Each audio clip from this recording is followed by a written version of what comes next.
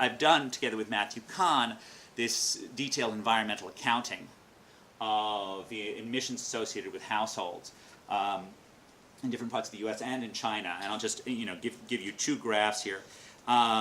There's July temperature. These hot places where people are moving to, there's a slight problem that actually involve a huge amount of carbon emissions in these areas. This is the relationship between our measure of carbon emissions per household and land use regulations. Now, if you thought that the environmentalists were trying to sort of reduce carbon emissions, you'd think that they would make it difficult to build in places that have very high emissions and easy to build in places that have low emissions. But the opposite is true. That in fact, coastal California is actually one of the hardest places to build in the country. It's also by far the greenest place to build. It's not green because of those regulations. The reason it's green is because of incredibly moderate temperatures.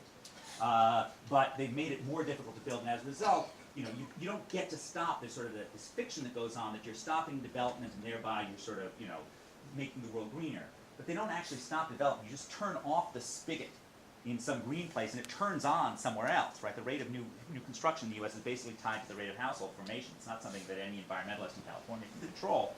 And as a result, you get more development in Phoenix or Houston instead of getting more development in California. And when you don't allow building up in downtown Mumbai, it goes somewhere else, somewhere farther away that involves longer commutes and more emissions. And that's the other. This is our map of greenness within Boston. So you'll see that the place where Thoreau lived is one of those black spots right outside of the inner ring, Route 128. And of course, it's where those merchants would have lived in downtown Boston that's particularly green. We also did this for China, and I just want to sort of end with this note because it's sort of where I began. China has interesting patterns of carbon emissions at the household level. They're very different from the U.S. Whereas in the U.S., carbon emissions are all associated with electricity and driving, right?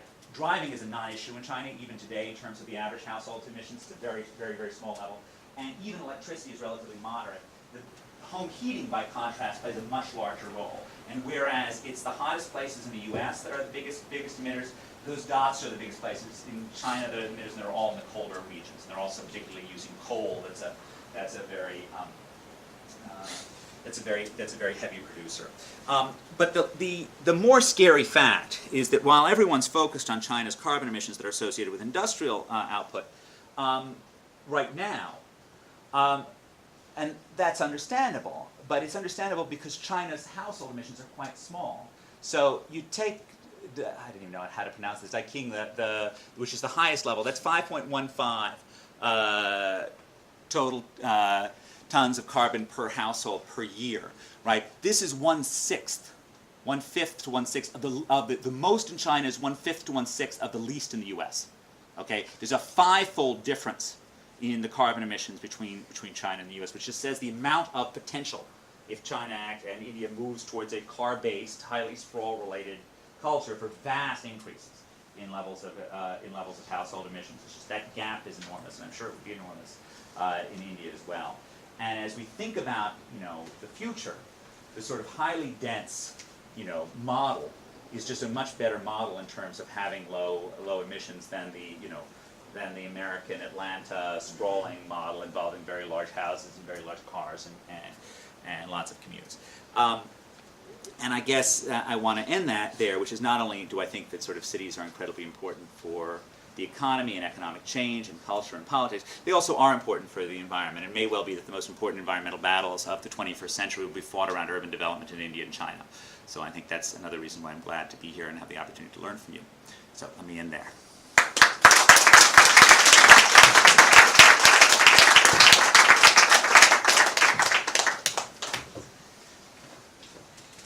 Since need no introduction to this audience. Ramesh Ramanathan's director of, founder of Janagray, Abhijit Banerjee, professor of economics at MIT and director of the enormously influential Poverty Action Lab, and Partha Mukhopadhyay is senior fellow at Center for Policy Research.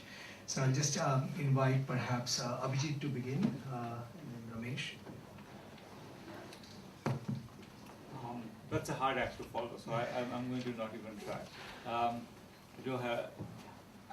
I guess I was trying to, as I was listening to Ed, I had not read his slides, so I was trying to just think of how the sort of picture that he painted, I think, which is extremely relevant to India. I think especially the point that India, I think, and this is something I was convinced of many, many years ago, without having read its work, just having to take a bus in Calcutta convinced me that the high density would be a good thing. And I have never understood the logic of low density in India, especially given the government's inability to provide any other form of infrastructure.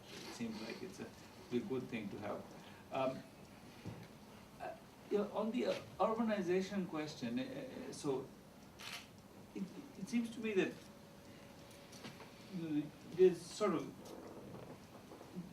there's one ingredient which I think Ed mentioned fleetingly at the end, which I think is actually probably quite important, especially in thinking about this in the context of India, which is the quality of life.